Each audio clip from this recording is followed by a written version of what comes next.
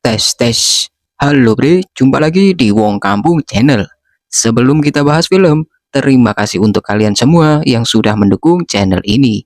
Dan semoga channel ini bisa terus berkembang agar tetap bisa memberikan hiburan. Oke, video kali ini kita akan kembali ke dunia pergangsteran.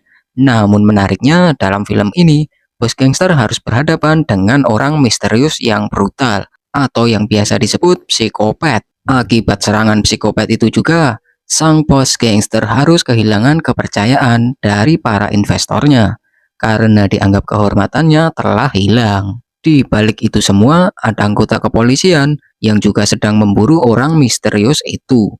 Secara diam-diam bos gangster dan anggota kepolisian itu pun bekerja sama untuk memburu psikopat brutal itu. Jadi tanpa berlama-lama, bersantailah sebentar dan siapkan kopi kalian, kita masuk.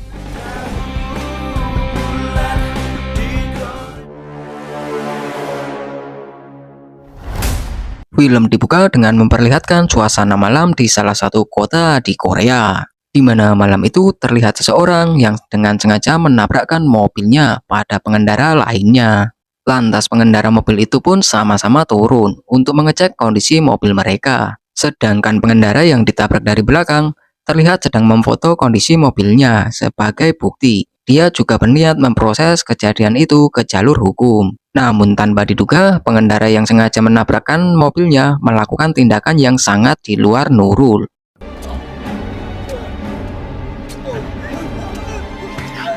Lanjut ke esokan harinya, kita diperlihatkan seorang polisi yang bernama Taesuk, di mana dia sedang memeriksa suatu tindak kejahatan yang tidak lain adalah pembunuhan brutal itu. Di sana Taesuk mendapatkan banyak bukti atas peristiwa itu. Salah satunya bekas tabrakan bagian mobil itu sendiri, bre.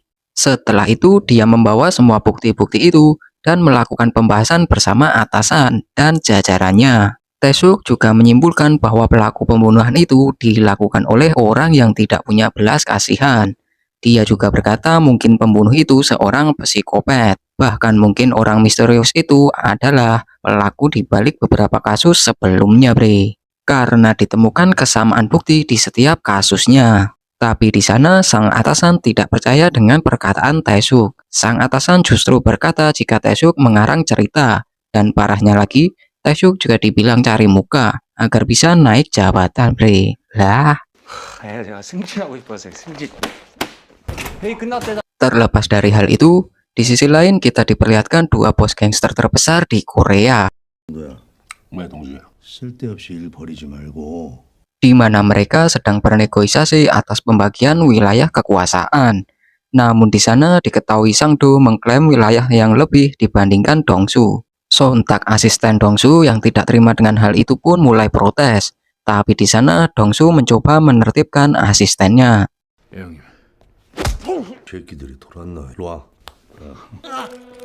Melihat hal itu pun membuat Sang-do ketakutan dan membatalkan niatnya. Kemudian Dong-su dan pasukannya pun pergi dari sana. Terlihat malam itu Dong-su pulang dengan mengendarai mobil sendirian. Tanpa sadar ternyata Dong-su diikuti orang misterius. Bahkan mobilnya juga ditabrak dari belakang. Lantas mereka pun sama-sama turun dari mobilnya. Di sana Dong-su tidak marah atas kejadian itu. Bahkan dia memaafkan kesalahan orang misterius itu. Tapi tanpa diduga, orang misterius itu pun tiba-tiba menyerang Dong-su.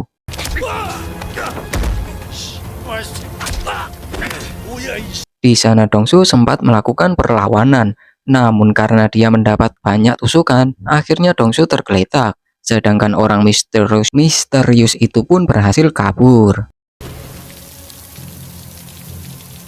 Singkat cerita, Dong-su pun dibawa ke rumah sakit, di mana dia saat itu sempat mengalami kritis, dikarenakan Dong-su terlalu banyak kehilangan darah. Namun beruntungnya dia masih bisa diselamatkan. Sementara pasukan Dong-su yang mengetahui bosnya diserang, dengan brutal mereka menyerang markas Sang-do, karena mereka mengira geng Sang-do lah yang menyerang Dong-su.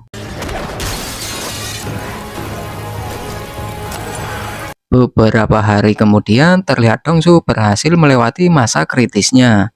Lantas asisten Dongsu mengabarkan jika mereka telah membalas geng Sangdo. Namun di sana Dongsu berkata jika itu bukanlah ulah Sangdo dan yang menyerang dia bukanlah seorang gangster.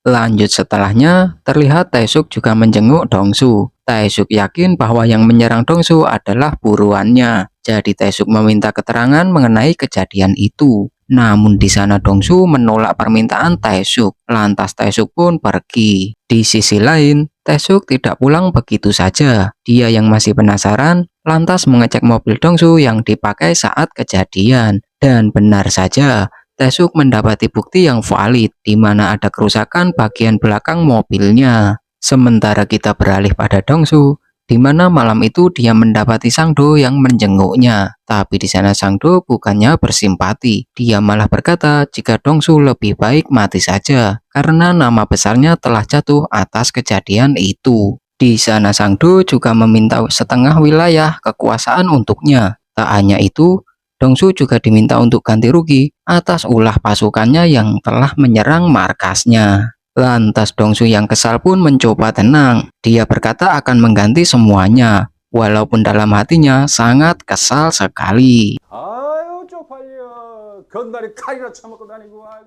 Dan ternyata apa yang dikatakan Sangdo benar-benar terjadi. Akibat penyerangan itu, nama besar Dongsu turun secara drastis. Bahkan beberapa investor yang akan membantu Dongsu dalam membangun bisnis kasino turut membatalkannya.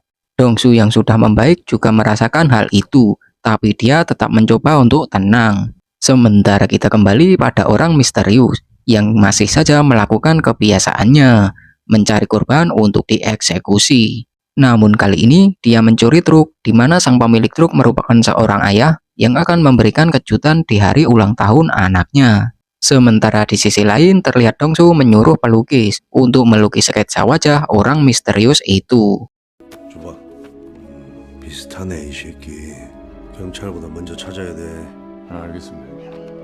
Kita kembali pada orang misterius, di mana tanpa dia sadari, ternyata di dalam truk ada seseorang yang sedang tertidur. Lantas terjadilah sedikit perlawanan, namun tak butuh waktu lama bagi orang misterius itu untuk menyelesaikannya. Namun tanpa sengaja orang misterius itu menjatuhkan senjatanya di jalan. Singkat cerita, Dongsu yang kala itu sedang nyebat, dia dihampiri asistennya, di mana dia mengabarkan bahwa pasukan mereka menemukan senjata serta mobil milik orang yang telah menyerangnya. Kemudian Dongsu yang terlalu sibuk, dia pun menghubungi Taesuk. Dia mengabarkan jika dia memiliki banyak bukti. Lantas dia mengajak bekerja sama Taesuk. Dan mereka berdua pun bertemu lalu sepakat untuk memburu orang misterius itu. Tapi di sana Dongsu berkata, jika Taesuk yang lebih dulu menangkapnya, maka dia berhak membawanya untuk dipenjara. Namun jika Dongsu yang lebih dulu menangkapnya, maka Dongsu akan menghabisinya.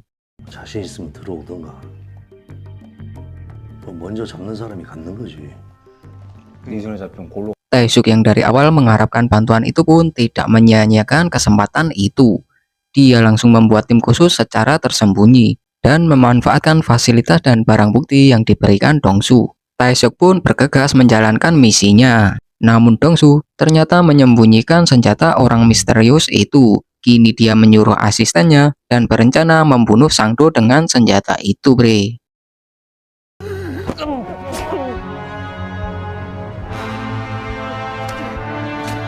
Tentu saja kematian Sangdo menarik perhatian Taesuk. Lantas Taesuk pun mengidentifikasinya dan ditemukan kesamaan DNA korban yang menempel di barang bukti pembunuhan Sangdo. Kini Taesuk sadar bahwa Dongsu telah memanfaatkan barang bukti itu. Lantas dia menemui Dongsu di rumahnya.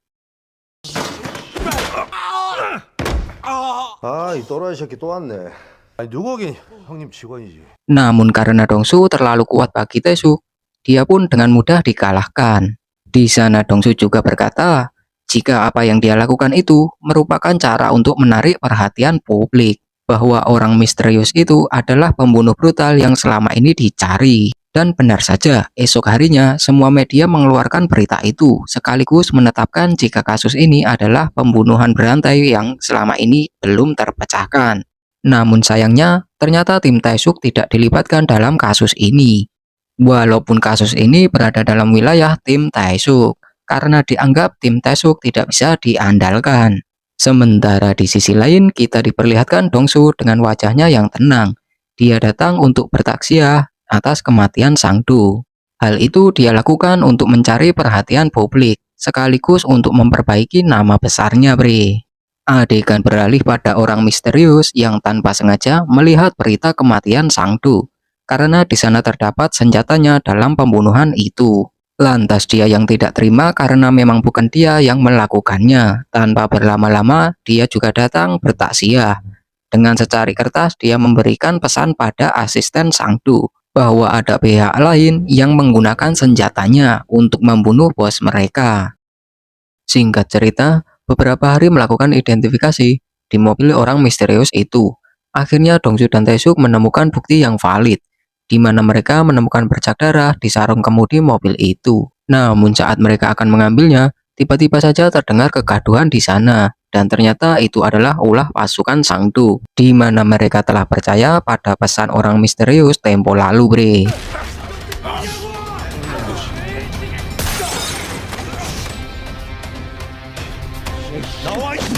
Setelah bertarung cukup lama, mereka pun berhasil menghentikan pasukan Sang Du. Dengan tewasnya asisten Sang Du saat itu, walaupun mereka juga harus terluka. Sementara di sisi lain, orang misterius masih tetap saja melakukan kebiasaannya, walaupun kini statusnya adalah buronan banyak orang. Masih dengan cara yang sama, dia menabrakkan mobilnya ke mobil lain. Kemudian dia menghabisi korban dan dibuang ke tempat sampah. Tak hanya itu, kali ini dia juga mengambil mobil si korban, di mana saat itu dia juga melihat jika ponsel korban berdering beberapa kali. Orang misterius itu pun hanya tersenyum saat mengetahui istri korbannya lah yang menelpon. Lanjut keesokan harinya, Taesuk mendapati teguran dari atasannya agar tidak ikut campur kasus pembunuhan berantai itu. Lantas Taesuk diberi tugas untuk menangani kasus penculikan yang baru saja dilaporkan. Namun ternyata kasus penculikan itu ternyata laporan dari seorang wanita yang tidak lain istri korban orang misterius semalam, Bre. Di mana saat itu si orang misterius mengaku menculik suaminya dan berniat meminta tebusan pada istri korban. Tapi sayangnya di saat akan menjebak pelaku, wanita itu terlihat sangat gugup. Dia juga sempat melihat ke arah Taesuk yang membuat pelaku menyadari jika dirinya diawasi. Lantas kejar-kejaran pun terjadi. Namun sayang, pelaku itu berhasil kabur. Lantas mereka kembali ke toko tempat titik transaksi. Di sana mereka hanya punya satu bukti, yang tidak lain adalah botol bekas minuman pelaku. Tapi sialnya mereka harus mencari botol itu, yang ternyata telah diangkut ke penampungan. Singkat cerita, akhirnya hasil tes lab dari sarung kemudi mobil dan juga botol bekas minuman penculik keluar. Suatu hal mengejutkan pun terungkap, di mana ternyata hasilnya menunjukkan orang yang sama. Tanpa berlama-lama, Taesuk pun mendatangi alamat pelaku. Tapi di sana Taesuk hanya bisa bertemu dengan ibunya. Dan orang yang dicari sudah lama tidak pulang. Lantas Taesuk meminta izin untuk melihat kamarnya. Beruntungnya Taesuk tidak pulang dengan tangan kosong, di mana saat itu dia menemukan foto keluarga, dan foto itu sangat mirip dengan gambar sketsa yang diberikan Dongsu. Kini Taesuk telah memberi kabar Dongsu, dan dengan semua bukti-bukti yang valid, kini mereka mengerahkan tim mereka untuk mencari pembunuh misterius itu.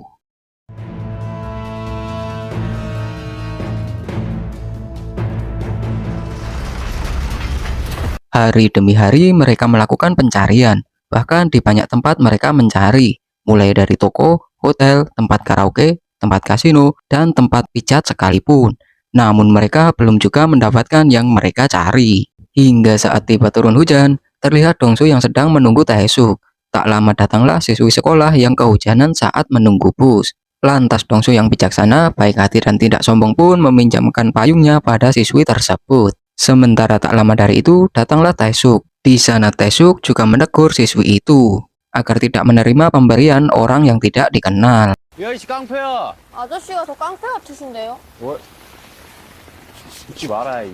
Beberapa hari melakukan pencarian, namun belum juga membuahkan hasil. Kini Dongsu dan Taesuk mengadakan jamuan pesta kecil-kecilan untuk membahas hal itu sekaligus memberi semangat pasukan mereka. Namun di tengah-tengah suasana malam itu, tiba-tiba salah satu saluran televisi menyiarkan berita jika telah terjadi kasus pembunuhan di mana yang membuat mereka kaget, korbannya adalah seorang siswi yang sempat diberikan payung oleh Dongsu. Dongsu yang merasa terhina sekaligus tidak terima pun langsung mengerahkan pasukannya untuk menyisir lokasi pembunuhan itu.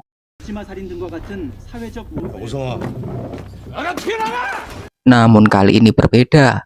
Kini mereka berhasil mendapatkan info penginapan pembunuh misterius yang mereka cari. Ini mereka telah bersiap di setiap sudut lokasi dan mengawasi semua pergerakan di sana.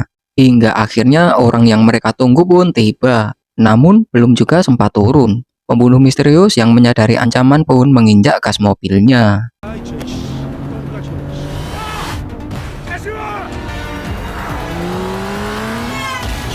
Dongsu yang sudah darah tinggi akhirnya berhasil menghentikan mobil orang itu dengan cara menabraknya. Walaupun mobil Taesuk juga harus ikut tertabrak. Namun sayang sekali, saat mereka menghampiri mobilnya, ternyata buruan mereka telah kabur. Lantas mereka semua melakukan pengejaran menelusuri gang-gang gelap.